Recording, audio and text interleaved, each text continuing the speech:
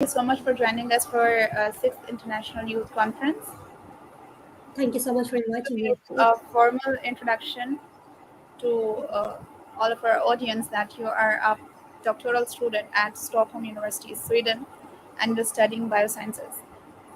Yeah. How's your experience?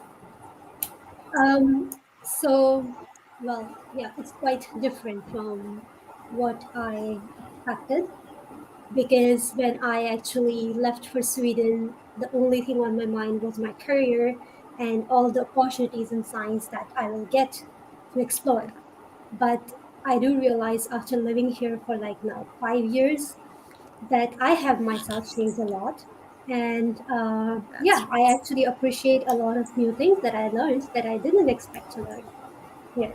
So yeah, it's been really um, positive, I would say, overall. that's good. Kamal, as you've already known about that, we are talking about sustainable developmental goals in this whole a week session. Your topic today is Sustainable Societies, a culture of individual responsibilities and collective growth. Yeah, If you are prepared, you can start your talk. yes. So thank you for the introduction, first of all, and thank you to everyone who is listening right now. I don't see other people, but I'm hoping that there are You're people live, by listening the to way. this. Okay, well, no pressure, right? Yeah. Thank you so much for inviting me.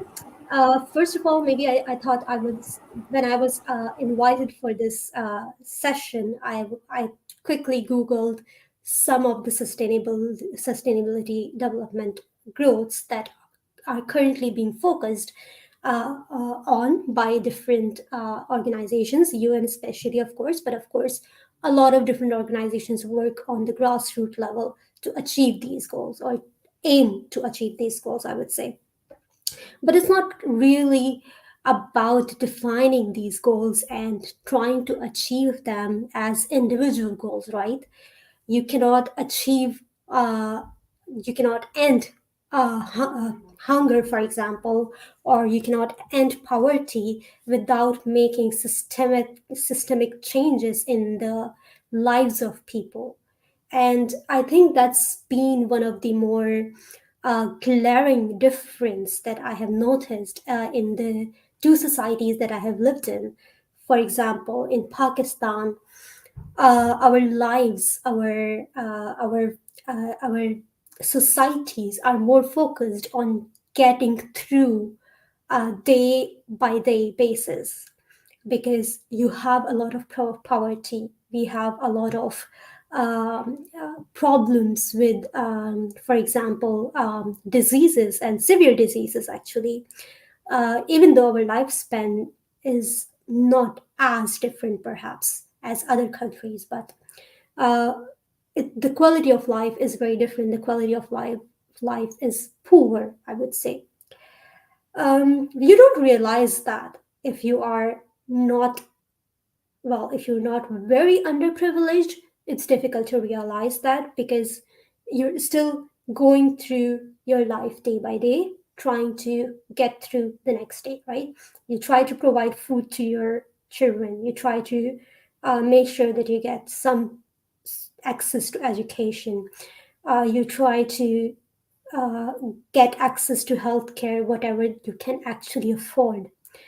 But when these things are given for free, or when these things become very easy to access, then you realize how these things are not really the end goal, right? So, for example, when I was living in Pakistan, I was working as a kid. Like, I was working from a very young age. I used to give tuitions to students, and I used to earn through that. And that was like all of the income that was generated by my parents, by my sister, by me. It was a collective income for our family, and that went into supporting the family, into making sure that we can survive another day or another month. Then, of course, when it comes to education, we were trying to make sure to get at to as better a school, as better a university as we can. And of course, the thing was that we were limited by the by by our finances. So my mother really wanted me to go to this British system schools, but I studied with the government system, but I studied in a private school. I'm not sure how many people understand these things, but in Pakistan, you can have access depending on your finances. There is the network of public schools is really bad. So if you can afford a private school, you will go to a private school. That's a given. And then there is the government system that you study in. So you study the same things, but the method of teaching might be a bit better. And the student population, for example, per teacher is might be better in private schools. And then you can also, if you can afford it, you can also go for GCSE and whatever it's called, or IB systems, for example, which is now more popular. And that was the case. And I also noticed that throughout my education, I studied biology and then I studied biotechnology. Throughout my education, I saw a lot more females in my classroom. At least three-fourths of it, at least three-fourths of a classroom was full of females. But by the end of that education, for example, in university, by the end of that ratio decreased quite a lot. And a lot of women, most of them without their consent, were married off, and they had to give up their education, they had to give up their careers just to say that they were not able to be independent. So there is, of course, this equality issue. You don't have the same access to different things based on your gender, based on your economics, based on your backgrounds as well. For example, societal, social backgrounds as well. So not just finances, of course. And of course, based on where you're living at that particular time. If you're living in a small town, even if you have the money, you don't have access to a good healthcare system, for example. So but when I came to Sweden, this society is very different. The education is free for all, at all levels. In fact, at university level, also these students get paid a stipend to attend university. So you can get a small stipend that you can use as you wish to and you can, when you're attending university or when you're attending higher level education, for example. Healthcare is not free, but it's very minimum amount, and you can pay up to a threshold per year, and after that you don't have to pay anything. So for example, if you're going through a serious illness, you don't have to worry about how you will manage to get medication for that, because after that certain very small threshold, everything is free. Whether you're visiting the doctor, whether you're whether you're hospitalized, whether it's expensive medication, for example, for diabetes, for cancer, chemotherapy, everything becomes free. So you're not worried about getting access to education. You're not worried about getting access to healthcare. You're also not worried about not being able to put food on the table for your family, because if you are unemployed, or for some reason if you are if your income level is less than the minimum wage or stuff, you get support from the government. And that means you're not worried about the basics in life. That, of course, influences the things that you think about, the things that you worry about, because you're not worrying about just surviving. You're worrying about living a healthy quality of good quality of life. And I think that the goal about sustainable societies should not, I mean, of course, the idea that these sustainable goals need to be achieved come from the fact that there are unequal societies. There is inequality between societies as well. So we see that I'm not saying that it's just within Pakistan or it's just within some countries. There is inequality on a global scale. Some countries, some societies, some people have more access and other people have less access.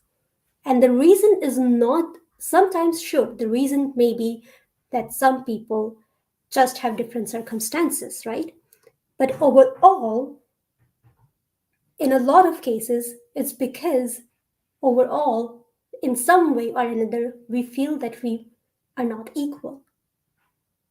And the goal to achieving this equality, the goal to achieving these a sustainable society is to first and foremost think of yourself as an equal to every other person on this planet, whether they are uh, irrespective of which gender they belong to, irrespective of how their finances look, irrespective of which country they are from, or which city, or irrespective of what religion they follow or not follow. So that's how you achieve sustainability in my idea. Um, when I look at life generally in Sweden, for example, as I discussed, of course, there is not uh, as much inequality. You have a lot of access to basic things, of course. And one of the great things about city society, for example, is that um, we here are very focused on a positive environment. So recycling is very common. We recycle our plastic separately. We recycle paper separately. We recycle compost. So anything that is food related, food waste and stuff, you can put easily in compost if it has gone bad, and then that will fertilize further, and that will come back to life as new fruit, new food, right? Similarly, plastic is easily recyclable, and you can then the companies or other organizations can use the plastic for other purposes. And it's very common to go for recycled stuff when you're buying things as well. So if it's, for example, there are juices available from various companies in the grocery store that actually use recycled fruits, for example. So if there is a coffee shop that is selling fruits or some sort of smoothies, and they have leftover fruits that may not be in the best condition, but it will go bad if it's not used soon. So they give it to someone else to recycle it. And then those people can actually make more smoothies or make more juices or something else, or dessert, for example, out of it. And you save the food. You don't let it go to waste. Aluminum, for example, everything that is metal containers can be recycled. It's the quality is so good for recycling, and metal is it's almost 96% recyclable, which is the highest perhaps for any material. Um, so this is how you think about it in your own home, in outside in your apartment blocks, for example, and also in, for example, in sorry, I got distracted by the chat. Also, for example, in the train stations, you can find different buckets for recycling everything, and then it's very minimal waste that actually goes in the normal trash or that gets thrown away, basically. So that's the thing, that if you're not thinking every given moment about Yeah, how to get food, how to get this, oh, this is the problem. Oh no, my son is sick. My daughter is having trouble with this. How do I solve this problem? You're actually thinking about the society. You're thinking about making your life and others' lives better. And you're generally practicing things that come at a second level or at another layer, right? Um, but this was not achieved by Sweden in a single day. This is a systematic behavior. This is a yeah. systematic series of actions, right? That Actually, was Kamal, taken. I was about to ask you this, that how important is culture or perception of individual that are living in a particular society to achieve or attain equality? It is very important. Yeah. It is very important, right? Uh-huh. Because in Pakistan, Because of in course, Pakistan we have a very deep rooted culture of, you know, in several issues. You know it very well. Yeah, So yeah. how are we going to? So I know we cannot achieve the societal equality like in one day, or we cannot create a system like Sweden in just one day. But what should be the first step towards it? I think the first step should come from the day of the elections. You demand people who are actually going to work for you. Right now, our elections look very bad because not one person, I mean, at least, I mean, most of the people that are sitting in the government or I don't know current government, so let's not say Okay. that. Okay. Apart from government, as a public, because government is a system in, and public is also the part of that system. In Yes, public point of view, what could we do as an initiative to turn the tables? I would say that we have to take more of a responsibility wherever we can. Hmm. So if we see a problem, raise the issue.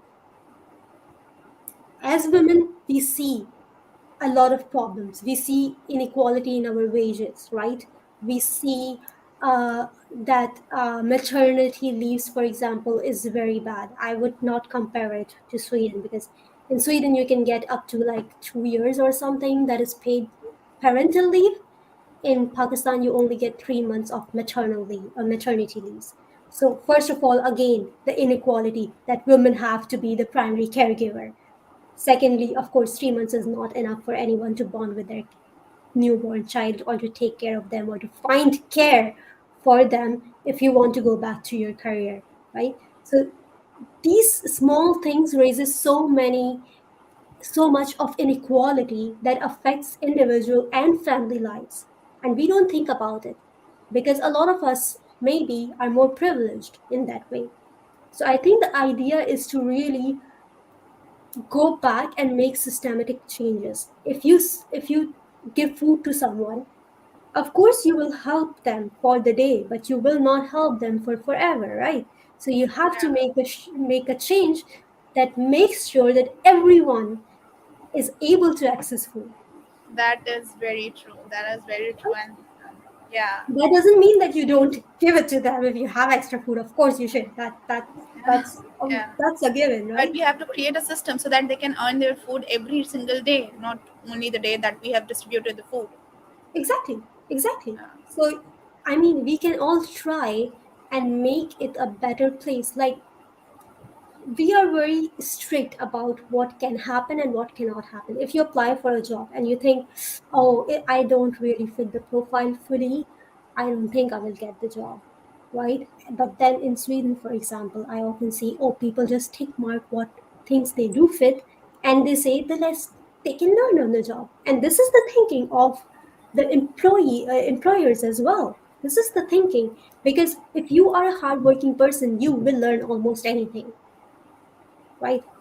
So that's the thing. The changes can be made at individual levels, whether you are an employer, whether you are a student, whether you are, for example, in academia. You should be more accepting of people. Again, that's the point of equality, right? Irrespective of their educational and background, if they are a hardworking person, if they have some talent, and if they have proved themselves to be able to do things generally, then they will learn things. And that's when you see that, okay, this person is equal to me.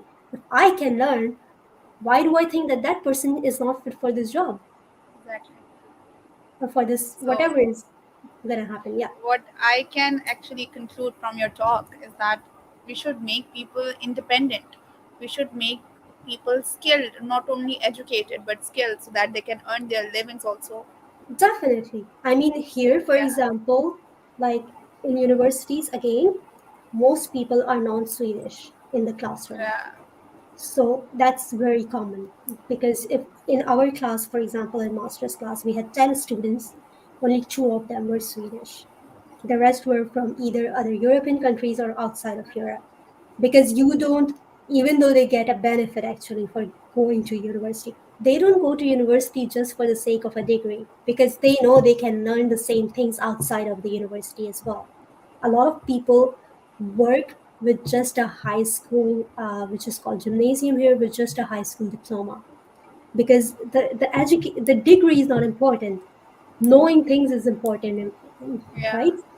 So if you can learn that on the job, or if you can learn that while we do, for example, in Pakistan, it's very common to do unpaid internships. But what are we doing that for? To learn, right?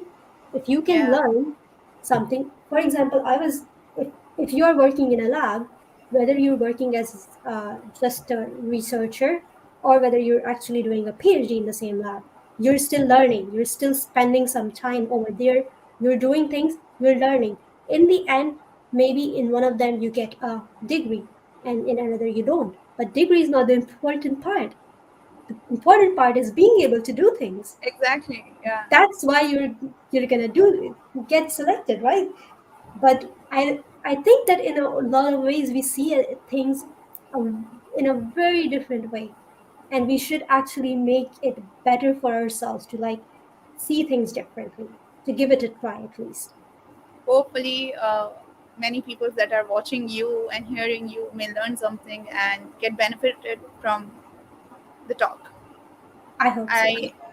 I thank you so much, Kamal, for being a part of this conference and be here and giving us your precious time, especially sharing your experiences of different society and surviving in different societies. So it really helped us. Hope it helped anyone. Thank you so much. Thank you so much. Thank you very much for this.